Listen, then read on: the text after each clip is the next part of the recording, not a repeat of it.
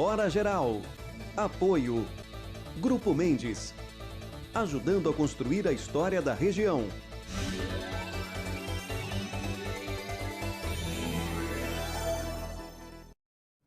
Olá, meus amigos! A partir de agora, mais uma edição do Hora Geral. No programa de hoje, teremos o nosso correspondente dos Estados Unidos, Henrique Durans.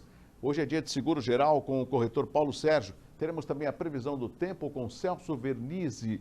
E, questão de alguns segundos, vamos já ter a entrevista com o professor Alex Salim, que vai explicar aos amigos do Hora Geral dois temas importantes. O primeiro dele é com relação à decisão de ontem do STF sobre a suspeição do ex-juiz Sérgio Moro, que muda a partir de agora com relação à Operação Lava Jato. E, ao mesmo tempo, alguns habeas corpus contra o lockdown em municípios do estado de São Paulo. Afinal de contas, o lockdown ele é garantido através de um decreto do chefe do executivo ou não? Esses serão alguns dos temas que nós vamos discutir com o professor Alex Salim.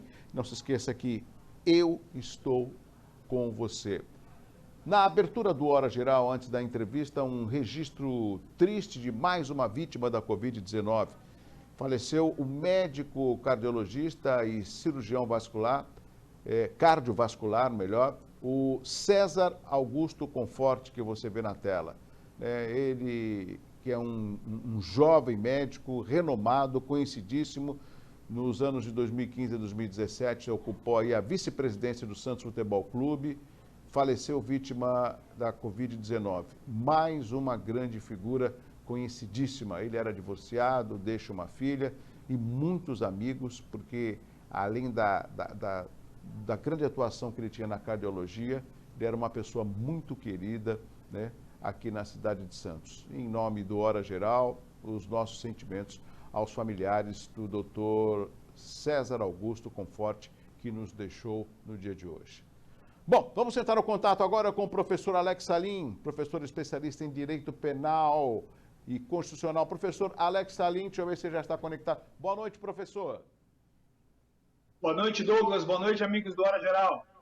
Professor Alex Salim, eu sempre o convoco, já agradecendo de antemão a gentileza que o senhor tem com toda a produção do Hora Geral, né, para explicar temas importantes, porque eu julgo, professor, que esses temas, às vezes eles passam, às vezes não, eles passam praticamente que batido pela maioria dos brasileiros. E hoje nós temos a possibilidade de ter informação de todos os poderes, do Executivo, do Legislativo, do Judiciário, saber o comportamento dos nossos ministros, né? O que muda com a decisão deles. E no dia de ontem nós tivemos aí uma votação a respeito da suspensão, né, do ex-juiz Sérgio Moro, que eu diria que foi o responsável da Operação Lava Jato. E, rapidamente, eu quero que o senhor explique o que significa suspeição e o que muda com esse voto dos ministros do STF no dia de ontem com relação à Operação Lava Jato, professor Alex Salim. Perfeito, Douglas. Então, só para iniciar e para que todos os seus telespectadores consigam entender, no Brasil, nós temos uma divisão de papéis. Então, nós temos a figura do defensor de um réu, nós temos a figura do acusador do réu, que é o promotor de justiça ou os procuradores da República, no caso da Lava Jato, e o juiz, que é aquela figura que ele tem que estar distante das partes, né? Ele é dotado de uma característica chamada de imparcialidade, ou seja, ele não tem nenhum interesse naquela causa, naquela situação que está sendo colocada a ele. Essa é a regra geral do nosso sistema, do nosso ordenamento jurídico. Então, a imparcialidade significa que o juiz ele tem que garantir equilíbrio entre as partes. Então, quando ele autoriza uma parte a falar, ele tem que garantir que a outra parte também fale. Quando uma parte produz uma prova, ele tem que garantir que a outra parte se manifeste, né, com relação àquela prova, aquele documento, enfim, que foi trazido ao processo. Então, a imparcialidade é essa distância entre as partes, para que ele possa ter o quê? Clareza, independência e, acima de tudo, equilíbrio para poder decidir aquela situação. Quando se diz que um juiz é parcial, significa que ele, em algum momento do processo, ele deu mais força para um lado do que para o outro. certo? Então, Ou ele seja, não foi imparcial. agiu de forma parcial. Quando se Então, diz que ele sim. é parcial... Mas nesse caso aí, significa- então ele não foi imparcial. Ele não foi imparcial, justamente. O Supremo Tribunal Federal entendeu que o ex-juiz Sérgio Moro, naquele caso específico, né, do processo do ex-presidente Lula, que ele não teria agido com essa distância entre as partes. Que na balança da justiça, sabe o símbolo, né? A balança teria pendido mais para o lado da acusação do que para o lado da defesa. Quando um juiz, isso serve para qualquer juiz, ele é contaminado aí pela parcialidade, existe uma previsão legal que é considerá-lo parcial e ele é afastado do caso e tudo que ele julgou, tudo que ele decidiu, todas as testemunhas, tudo que aconteceu no processo é tudo anulado e tem que começar tudo de novo. Agora, professor Alex Salim, é óbvio que o STF é a última instância, então isso já está decidido. Em resumo, isso acaba beneficiando os investigados na Lava Jato ou cria uma jurisprudência para outras pessoas em outras operações, porque, apesar de tudo isso, a Operação Lava Jato chegou a passar por outras instâncias também, né? Sim, a Operação Lava Jato começou lá em Curitiba, né, com o juiz Sérgio Moro. As condenações proferidas por eles foram revisadas na segunda instância. Sim. O Tribunal Regional Federal da 4ª Região, 3 desembargadores federais revisaram. Depois isso foi para o Superior Tribunal de Justiça, que é o 3º degrau aí na Justiça, que manteve essas condenações. E agora o Supremo Tribunal Federal, num habeas corpus, né? Você citou aí o habeas corpus, nós vamos falar já dele, sim, mas num habeas corpus entendeu pela parcialidade do juiz Sérgio Moro, ou seja, lá no começo, lá na primeira instância. Então, tudo que veio depois, todos os julgamentos que vieram em seguida, né, na segunda e na terceira instância, estariam contaminados por essa parcialidade aí do ex-juiz Sérgio Moro. O que preocupa a população, justamente, é com relação a esses investigados, né, na Operação Lava Jato, e o mais que a gente não pode esquecer foi o volume de dinheiro que retornou aos cofres públicos com esta operação. Então, o que tudo indica é que se houve essa devolução é porque houve corrupção. Como poder traçar um paralelo entre o dinheiro arrecadado com a corrupção e, de repente, voltar tudo a estaca zero? Sim, o primeiro aspecto, Douglas, essa decisão, por enquanto, vale apenas para o ex-presidente Lula. Por quê? A parcialidade, o interesse do juiz na causa... Especificamente para ele. Especificamente para ele. Aí, para os demais, o Supremo teria que analisar caso a caso. Né? Será que no governador do Rio de Janeiro, lá, né, que nós também tivemos governador condenado, será que naquele caso específico houve parcialidade? Será que em tantos outros, no ex-presidente da Câmara dos Deputados, né, o Cunha, que está preso, também, será que no caso dele houve parcialidade? Aí vai ter que ser analisado caso a caso. Mas, evidentemente, que esse é um precedente, Douglas, né? Com relação aí aos valores, as delações, etc., veja, sim, não é que tudo isso não existiu. No caso do ex-presidente Lula, né, no caso específico dele, o Supremo entendeu que, no caso da condução coercitiva do ex-presidente, o ex-juiz Sérgio Moro, ele agiu com parcialidade. Certo. E por isso anulou tudo. Isso não quer dizer que as provas sejam anuladas caso elas sejam revistas por outros juízes ou no caso de outros acusados e condenados à Lava Jato. Agora, professor Alex Salim, um outro aspecto também a respeito do lockdown. Eu tenho visto que algumas cidades estão recorrendo e para recorrer basta ser um cidadão comum, né, contra o lockdown e estão conseguindo habeas corpus. Se não me engano, São José do Rio Preto foi uma dessas cidades. E nós tivemos implantado desde o dia de ontem o lockdown aqui na cidade de Santos.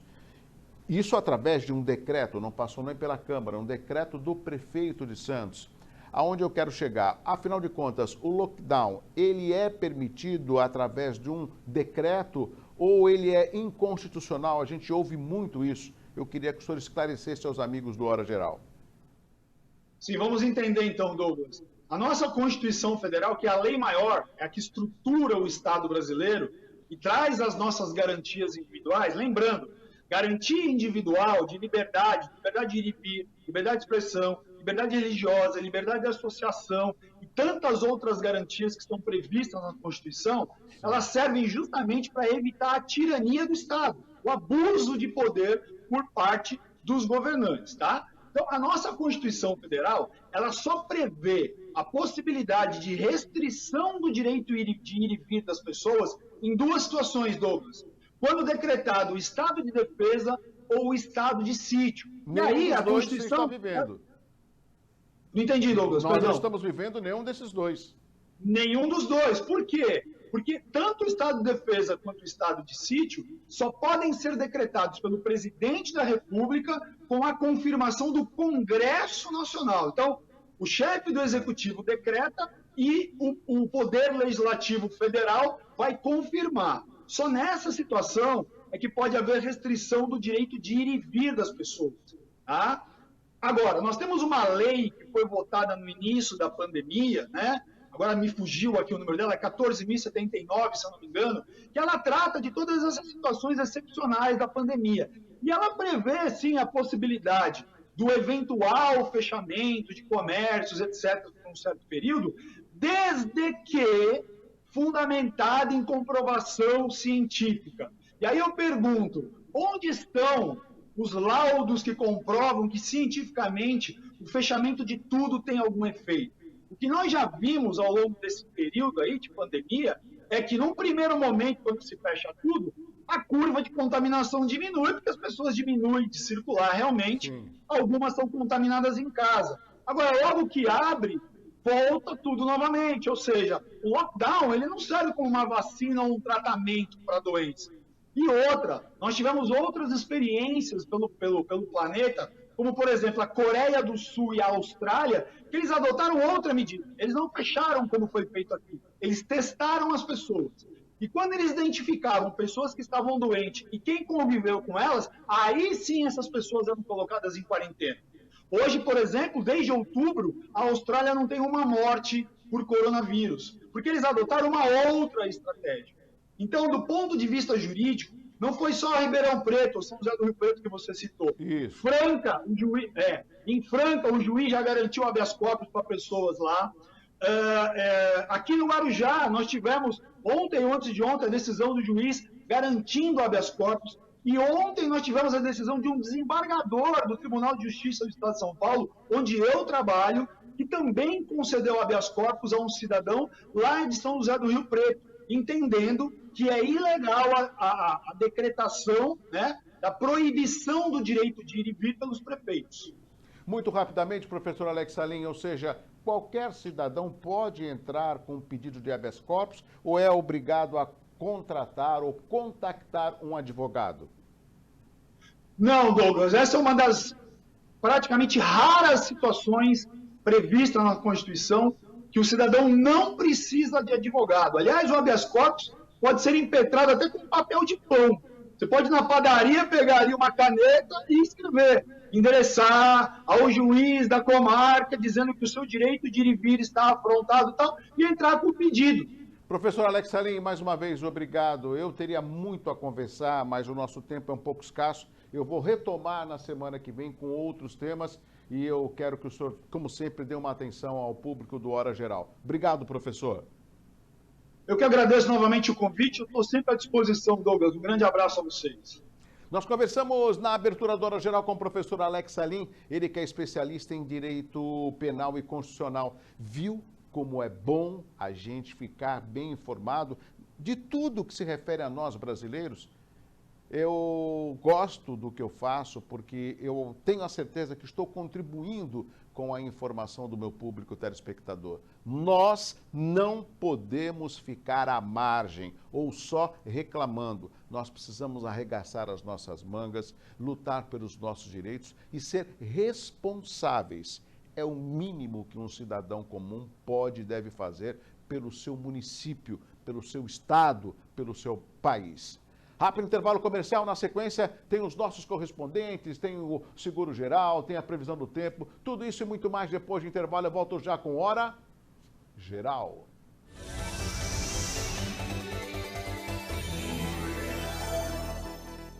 Vai montar o seu negócio próprio e quer entender de tudo que é necessário? Tem a sua empresa e quer acompanhar os resultados que ela apresenta? Saiba que nós da RM Auditoria Contábil já oferecemos há mais de 30 anos esses serviços. O conceito de parceria com o cliente, nosso maior ativo, faz com que estejamos sempre prontos a atender suas demandas. Equipe técnica treinada e motivada para executar as tarefas que o seu negócio necessita, pois o nosso objetivo é que seus números sejam tratados com eficiência. RM Auditoria, Avenida na Costa 258, quarto andar em Santos. Telefone 3208-2444. RM, somando o nosso futuro ao seu.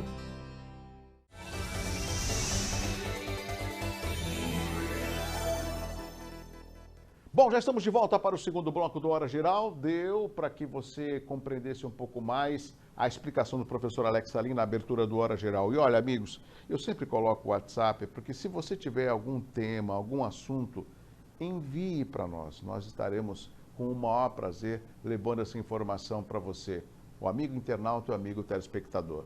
Por falar em amigo, deixa eu chamar meu amigo Celso Vernizzi, o homem do tempo. Celso, você falou que vai continuar a esquentar. Parece que estas altas temperaturas continuarão. Boa noite, meu amigo Celso Vernizzi. Olá, Douglas. Olá, gente. Boa noite. Hora geral, tempo de calor, hein? Não desligaram, mudou só na folhinha. O verão disse adeus na folhinha, mas na prática o outono continua bombando, muito calor. Áreas de instabilidades só no Oceano Atlântico e mesmo assim oscilando entre o Paraná e São Paulo, pode dar alguma coisa no litoral sul paulista. Mas é muito difícil. As chuvas que podem acontecer são aquelas próprias do calorão, como se fosse no verão. Aquelas que chovem num lugar, não chove em outro. Isso por causa desse calor que passa dos 30 graus, mesmo antes da hora do almoço. O litoral tem registrado temperaturas aí até anormais, fora de propósito neste outono, e será um dos outonos, segundo a meteorologia, mais quentes de todos os tempos. Calor e calor, à tarde, chuvas e trovoadas podem acontecer isoladamente. Grande abraço, um ótimo dia para você amanhã e voltamos amanhã aqui no Hora Geral. Tchau! Tchau, meu amigo Celso Vernizzi, homem do tempo. Eu vou continuar aqui nessa câmera, Fábio, porque eu vou chamar o meu amigo Henrique. Tá tudo certo a conexão? Tá?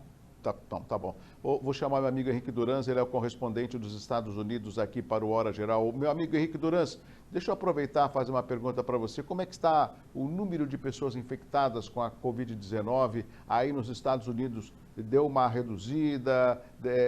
Como que está esse índice? Boa noite, meu amigo Henrique Durans. Boa noite, Douglas Gonçalves e amigos da Baixada Santista. Os Estados Unidos registraram um aumento de 5% no número de infectados pelo coronavírus semana passada. Este é o primeiro aumento depois de 9 semanas consecutivas de queda no número de casos do coronavírus, segundo o CDC, o Centro de Controle e Prevenção de Doenças americano. Dos 50 estados americanos, 30 relataram novas infecções. As autoridades alertam que essas infecções podem aumentar novamente, principalmente se as pessoas relaxarem quanto às restrições do distanciamento social.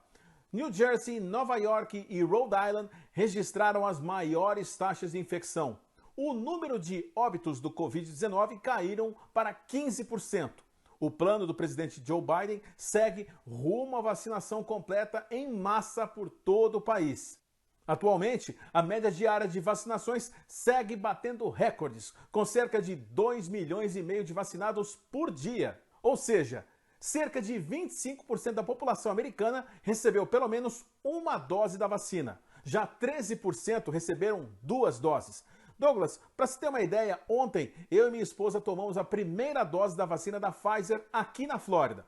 Primeiro, fizemos um agendamento na noite de sexta-feira, dia 19 de março, no aplicativo. Em seguida, respondemos a um questionário e recebemos um QR Code agendando nossa primeira dose para o dia 22, segunda-feira, às 11 horas da manhã, no Centro de Convenções do Orange County, aqui em Orlando. Chegando lá, Dentro do carro, fomos recepcionados por dezenas de funcionários, otimizando todo o trânsito até a área de vacinação, onde várias estações estavam prontas com todo o aparato necessário e realizando tudo de forma prática e rápida. Surpreendente. Em seguida, fomos direcionados ao estacionamento do Centro de Convenções para aguardar durante 15 até 25 minutos possíveis reações que possam ocorrer por conta da vacina. Caso houvesse algum problema, fomos instruídos a buzinar para pedir ajuda. Em seguida, fomos liberados. A vacina não apresentou nenhuma reação, somente uma leve dor muscular na área da picada, mas tudo tranquilo. Já recebemos também um cartão com agendamento da segunda dose daqui a 22 dias. Esta vacina da Pfizer, em parceria com a BioNTech, auxilia o organismo dos indivíduos a gerar imunidade, ou seja, anticorpos para combater o vírus.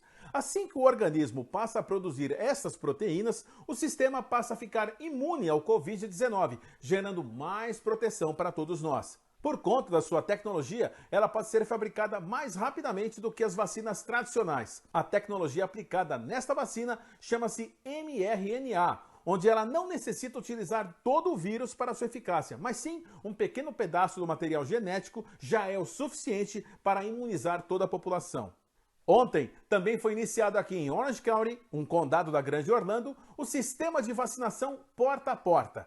Cerca de 150 funcionários, entre bombeiros e enfermeiros, formaram várias equipes a fim de vacinar pessoas que possuem saúde mais vulnerável para se protegerem do coronavírus. As equipes chegam às casas dessas famílias, cadastram pessoas com 50 anos ou mais e já vacinam no próprio local. E para tornar toda essa movimentação em torno da vacinação contra o Covid-19 ainda mais especial, uma rede de cafeteria e donuts aqui dos Estados Unidos, chamada Krispy Kreme, criou uma iniciativa inédita para tornar esse momento ainda mais doce.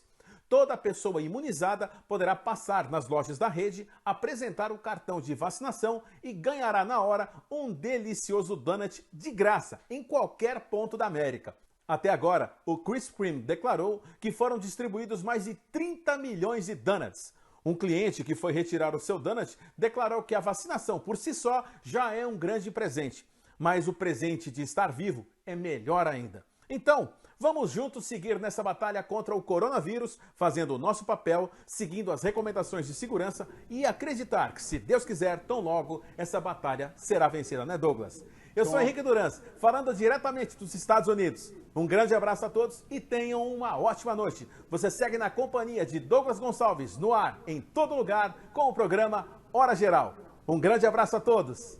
Um abraço, meu amigo Henrique Durans, direto dos Estados Unidos. Eu gosto do Henrique Durans, um grande profissional, um amigo que trabalhou muitos anos em rádio aqui no Brasil, já está há um bom tempo, já há alguns anos nos Estados Unidos, né? Fazendo também atividades profissionais ligadas à área da comunicação também, e é o nosso correspondente. Essa é uma forma de trazer a atualização de alguns dos assuntos da América do Norte para os amigos do Hora Geral. Por isso que tem um nome, Hora Geral. Nós sempre damos uma geral em vários assuntos, que não é diferente agora. Vamos acionar o nosso corretor de seguro, Paulo Sérgio. Hoje é quarta-feira, dia de seguro geral. E eu quero aproveitar, Paulo Sérgio, que você explique mais uma vez para os nossos amigos do Hora Geral a importância, né, ou alguns pré-requisitos para o seguro de vida. Boa noite, Paulo Sérgio. Boa noite, meu querido amigo e irmão Douglas Gonçalves. Tudo bem com você, querido? Boa noite aos amigos e amigas que acompanham o Hora Geral. Estou aqui com mais um quadro Seguro Geral, trazendo para vocês sobre seguro de vida. O preço do seguro de vida, como que a seguradora calcula o seguro de vida. Olha só, existe uma complexidade aí, mas eu vou tentar resumir isso para vocês. O seguro de vida ele é precificado com base na idade do segurado, né, e também no seu estilo de vida. Por exemplo, um jovem de 18 anos vai pagar menos do que um jovem aqui de 54. Com certeza o meu seguro vai ficar mais caro do que o jovem de 18 anos. Qual a razão disso? Expectativa de vida. A minha expectativa de vida com 54 anos tende a ser menor do que a expectativa de vida, né? Tende não, é menor do que a expectativa de vida de um jovem de 18 anos. Portanto, a seguradora vai precificar mais alto para o Paulo aqui, que tem 54, do que o jovem que tem 18. Um outro fator também que se leva em consideração é o estilo de vida. Se a pessoa é fumante, ele tende a ser um pouquinho mais caro, né? Por quê? A pessoa fumante corre mais riscos do que aquela pessoa saudável, obviamente, né? E também tem um fator, Douglas, telespectador, que as pessoas sempre me perguntam, né? Olha, eu tenho 65 anos, eu posso fazer meu seguro de vida? Olha, pode sim. A seguradora faz uma análise, obviamente, né? Para ver o seu perfil, se você tem alguma doença pré-existente, o seu estilo de vida também, e aí ela pode aceitar o risco ou não. Ah, eu tenho mais de 65, olha só, a maioria das seguradoras aceitam seguro para pessoas até 65 anos. Agora, tem outras seguradoras que aceitam sim um risco com maior idade. Então, o que tem que ser feito aí? Você tem que procurar um corretor de seguros, que é um profissional devidamente habilitado e vai te passar todas as informações, tá bem? Então, não fique na dúvida, procure o seu corretor de seguros. E eu, Douglas, sou Paulo Sérgio, o seu corretor de seguros, com muito prazer para o Hora Geral. Até a quarta que vem e cuidem-se. Até lá, se Deus quiser, ele há de querer. Obrigado, meu amigo Paulo Sérgio, nosso corretor de seguros. Amigos do Hora Geral, deixa eu pedir para vocês um apoio, um ato de solidariedade. Sabe o que está acontecendo e isso é afeto a todos nós? O banco de sangue está com seus estoques reduzidos. Olha isso, ó. E não é difícil, amigos. Eu vou até explicar para vocês a forma como que você pode doar sangue. Isso é tão simples, amigos. Olha, durante este período, né, ou seja, durante esse período de lockdown, o Banco de Sangue de Santos está funcionando de segunda a sexta, das 7 da manhã às 5 da tarde. E no sábado, das 7 até as 3 da tarde, recebendo os doadores com todos os protocolos de higiene e segurança contra a Covid-19. Atualmente, os estoques da instituição enfrentam um déficit, ou seja, uma falta de 45%. Para regularizar os estoques e evitar atrasos ou impactos nos atendimentos, são necessárias 50 doações diárias. O Banco de Sangue de Santos fica na rua Armando Salles de Oliveira, 138, do Boqueirão, em frente à Casa de Saúde. Não tem o que errar. E eu queria que você doasse sangue. Às vezes as pessoas podem pensar, Douglas, mas a gente está em lockdown, não dá para sair de casa. Você viu o que eu falei. Durante esse período de lockdown, vai estar funcionando normalmente das 7 às 17 e aos sábados das 7 até às 15 horas. Doe sangue. Doar sangue é um ato de amor, tá bom? Chegamos ao final de mais uma edição do Hora Geral. Quero agradecer o carinho, quero agradecer a interatividade, quero agradecer as ações. Neste momento, a gente tem que parabenizar as pessoas. Aquela pessoa que ajuda o próximo, aquela pessoa que dá uma ligação. Como é que você está? Está tudo bem? Precisa de alguma coisa? Né? Faz uma máscara, evita aglomeração, colabora com boas ações para que a gente possa passar o mais rápido possível deste momento difícil para todos nós. E sempre, eu não vou esquecer, fé em Deus. Deus é o nosso Salvador e Ele vai estar sempre nos amparando, tá certo? Mas a gente tem que fazer a nossa parte. Chegamos ao final, um abraço assim, ó, um abraço muito forte para você. Amanhã tem mais. Tchau, tchau. Hora Geral. Apoio. Grupo Mendes. Ajudando a construir a história da região.